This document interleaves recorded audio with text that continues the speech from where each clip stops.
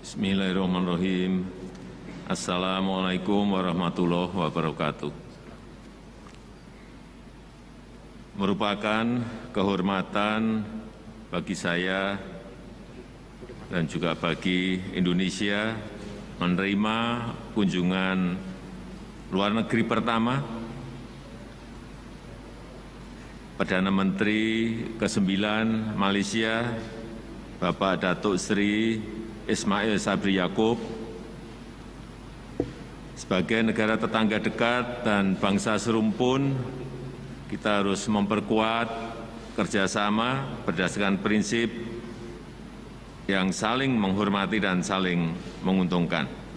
Dalam pertemuan pertama kami, kita berbicara sangat terbuka dan bersahabat. Beberapa isu yang tadi kita bahas dalam pertemuan, yaitu yang pertama mengenai pentingnya kerjasama perlindungan warga negara Indonesia yang berada di Malaysia. Saya mendorong kiranya MOU perlindungan tenaga kerja domestik Indonesia dapat segera diselesaikan. Kemudian juga mengenai izin Community Learning Center di Semenanjung juga bisa diberikan izinnya sesuai prinsip hak pendidikan bagi semuanya. Kemudian yang kedua,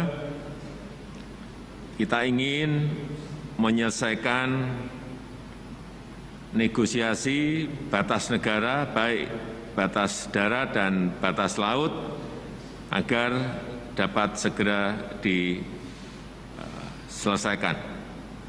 Dan kita harap, karena ini sudah agak lama progresnya, kita berharap dalam waktu yang sesingkat-singkatnya masalah ini bisa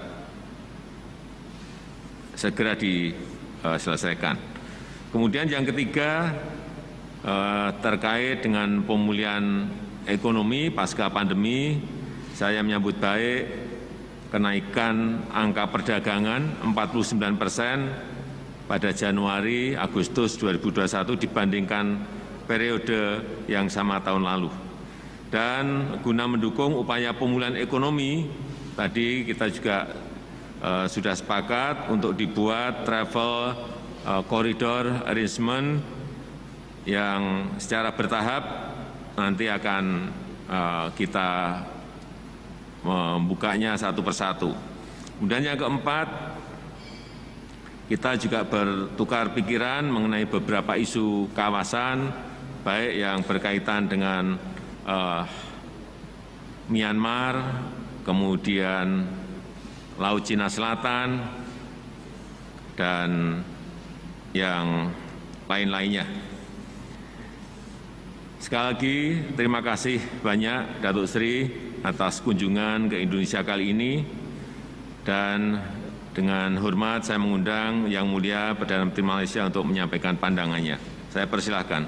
Assalamualaikum warahmatullahi wabarakatuh. Assalamualaikum warahmatullahi wabarakatuh. Salam sejahtera. Pertama sekali saya ingin merakamkan setinggi-tinggi penghargaan dan terima kasih kepada Yang Terhormat Bapak Joko Widodo, Presiden Republik Indonesia, di atas kesudian menerima lawatan sulung saya ke luar negara sebagai Perdana Menteri Malaysia. Saya juga ingin mengambil kesempatan di sini untuk mengucapkan Selamat Hari Pahlawan Nasional kepada seluruh warga Republik Indonesia. Saya merasa sangat gembira dengan sambutan begitu mesra yang diberikan oleh Bapak Presiden dan pemerintah Indonesia kepada saya dan delegasi, dan aturan lawatan adalah cukup baik walaupun dalam suasana norma baru pandemik COVID-19. Sebagai negara jiran rapat yang mempunyai kesamaan nilai budaya dan perkongsian sejarah yang lama, Malaysia dan Indonesia mempunyai hubungan yang cukup istimewa. Tahun hadapan kita akan meraihkan ulang tahun yang ke-65 hubungan diplomatik antara kedua-dua negara kita. Dan saya percaya melalui hubungan yang matang ini, Malaysia dan Indonesia akan mampu untuk mengukuhkan lagi persefahaman dan kerjasama yang sedia ada. Sebentar tadi saya dan Bapak Presiden telah berbincang mengenai status kerjasama dua hala antara kedua-dua negara. Di samping itu, kami berdua turut bertukar-tukar pandangan mengenai situasi serantau dan antarabangsa. Dunia sangat terkesan dengan penularan COVID-19. Malaysia dan Indonesia terus bekerjasama rapat dalam menangani cabaran-cabaran yang telah timbul akibat pandemik ini, terutamanya dalam bidang kesihatan. Alhamdulillah, sekarang ini situasi pandemik COVID-19 telah bertambah baik di kedua-dua negara. Hari ini saya dan Bapak Presiden telah mencapai persetujuan supaya Malaysia dan Indonesia dapat melaksanakan satu koridor perjalanan antara kedua-dua negara melalui aturan Travel Corridor Arrangement ataupun TCA atau Vaccinated Travel Lane. Dan saya telah bersetuju dengan Bapak Presiden, menteri-menteri yang berkaitan akan melihat secara dengan lebih detail supaya kita boleh membuka sempadan negara, kita boleh buka border kita, dan mungkin perangkat awal ini kita mulakan dengan Kuala Lumpur, Jakarta, Kuala Lumpur dan juga Kuala Lumpur, Bali, Kuala Lumpur. Jadi insya-Allah jika dipercepatkan urusan untuk detailnya, kita bersetuju tadi supaya joint statement akan kita buat untuk kita mengumumkan pembukaan border antara Malaysia dengan Indonesia. Seterusnya adalah mengenai TKI ataupun tenaga kerja Indonesia di Malaysia. Saya memberi jaminan bahawa kebajikan tenaga kerja Indonesia di Malaysia akan kita jaga sebaik-baik mungkin, dan beberapa perubahan telah pun dilaksanakan di Malaysia.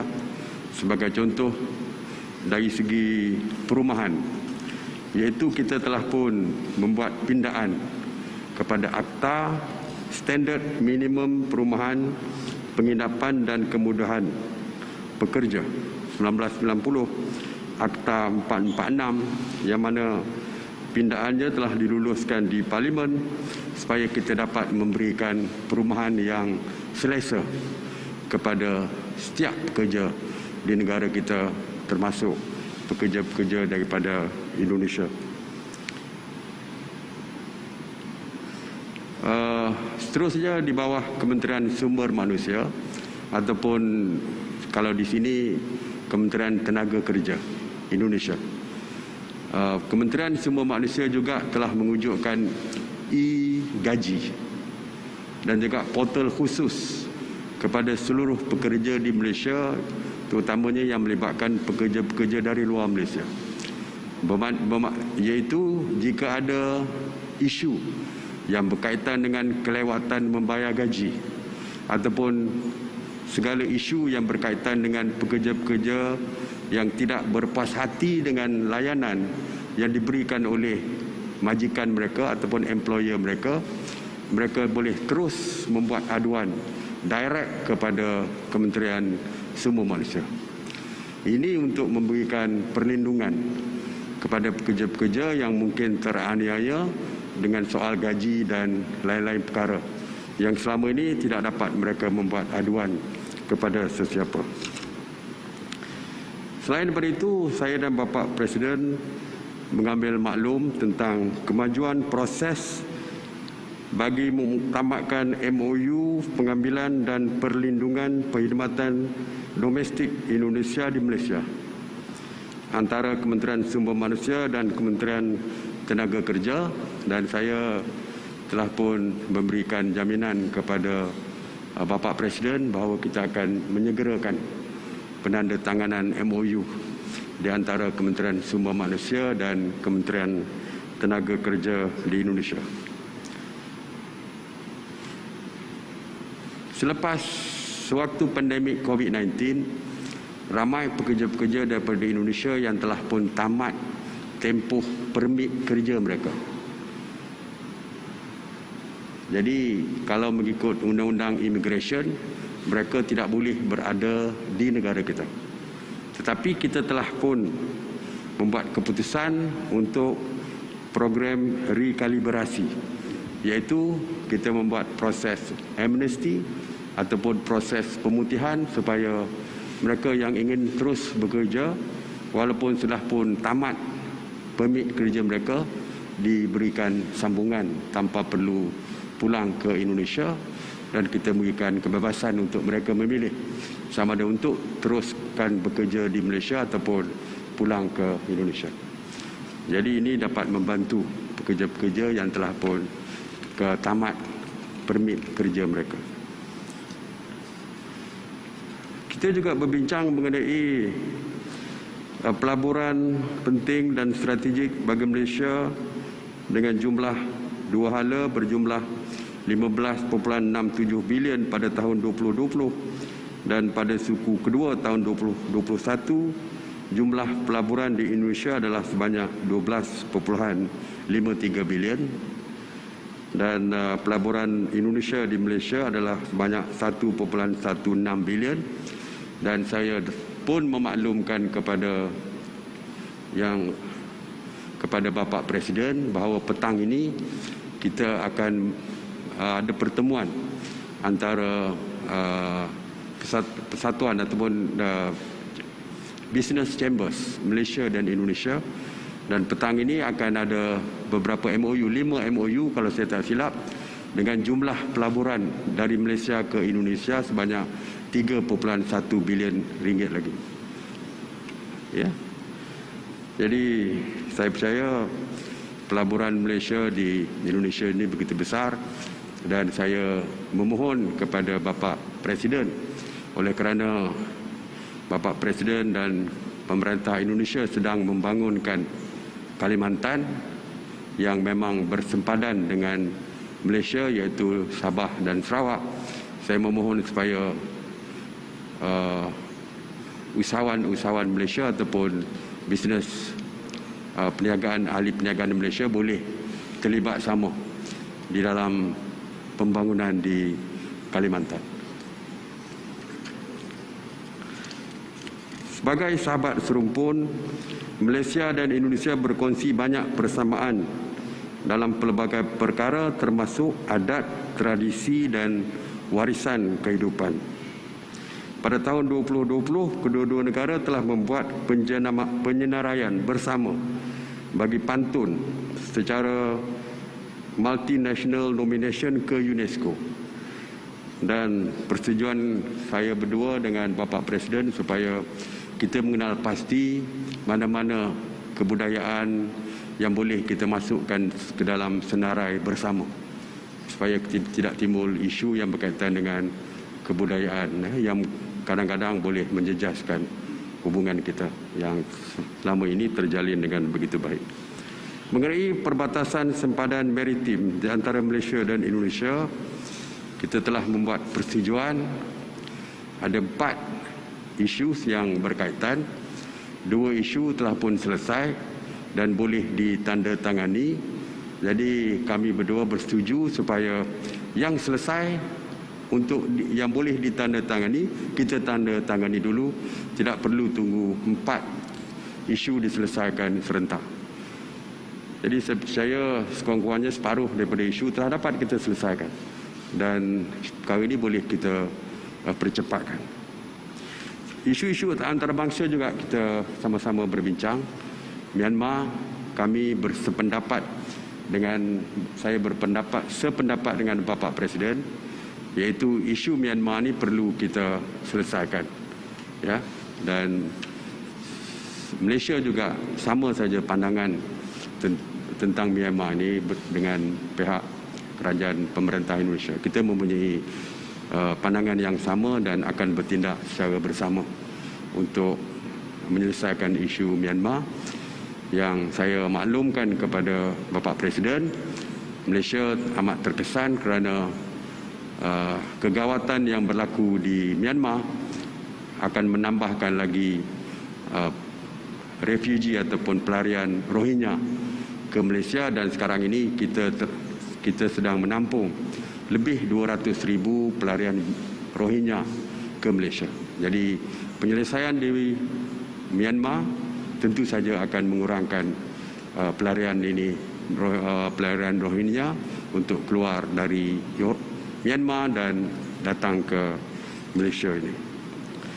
Mengenai isu Laut Cina Selatan, kami juga bersependapat bahawa segala isu yang berkaitan dengan Laut Cina Selatan perlu diselesaikan secara diplomatik dan menghormati undang-undang antarabangsa, terutamanya UNCLOS, iaitu undang-undang antarabangsa yang berkaitan dengan laut, terutama yang melibatkan Laut Cina Selatan. Jadi saya kira itu saja yang saya boleh sampaikan. Jadi sekali lagi saya ucapkan terima kasih kepada Bapak Presiden Pemerintah Indonesia, termasuk Bapak-Bapak, Ibu-Ibu Menteri yang hadir pada hari ini, yang saya kira kerjasama yang sangat akrab di antara Malaysia ini akan dapat kita teruskan. Dan saya juga mengundang Bapak Presiden untuk sekali lagi ke Malaysia. Saya dipahamkan sudah 2 kali Bapak Presiden ke Malaysia. Saya mengundang secara rasmi supaya kita akan menerima Bapak Presiden di Malaysia bila-bila masa saja Bapak Presiden menetapkan tarikh. Terima kasih.